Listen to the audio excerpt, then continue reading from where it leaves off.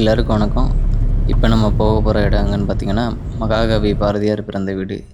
தூத்துக்குடி மாவட்டம் எட்டயபுரத்தில் இருக்க அந்த வீட்டை இப்போ நம்ம வந்து பார்க்க போகிறோம்.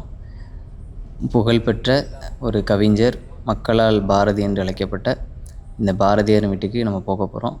சரி, வாங்க போய் பார்க்கலாம்.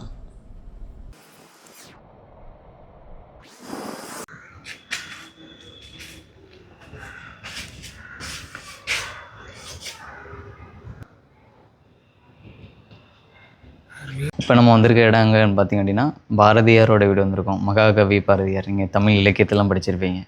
ஸோ அவர் எழுதின பாடல்கள்லாம் ரொம்ப ஃபேமஸானது. ஸோ இவரோட வீட்டுக்கு வந்தோம். இங்கே என்ன அப்படின்னா, இது புதுசாக மாடிஃபிகேஷன் பண்ணனால இப்போ நம்மளால் இது உள்ளே போய் பார்க்க முடியலை. ஆனால் இந்த இடத்த யார் ஓப்பன் பண்ணி வச்சா அப்படின்னா, கலைஞர் கருணாநிதி பீரியடில் பார்த்திங்க அப்படின்னா முதலமைச்சராக இருக்கும்போது இந்த இடத்த ஓப்பன் பண்ணி வச்சுருக்காங்க. 1973 இந்த அவரோட வீடை கவர்மெண்ட்டோட கண்ட்ரோலில் போயிடுச்சு. இதுதான் அவர் வாழ்ந்த வீடு. இப்போ மாடிஃபிகேஷன் பண்ணியிருக்காங்க. ஸோ இது பாரதியாரோட வீட்டு பக்கத்துலேயே பார்த்திங்க அப்படின்னா, மகாகவி பாரதியார் மணிமண்டபம் ஒன்று இருக்குது. இந்த மண்டபத்தில் வீடியோ எடுக்கக்கூடாதுன்னு சொன்னாங்க. அதனால் நம்ம வந்து ஃபோட்டோஸ் மட்டும் இப்போ காட்டுறோம்.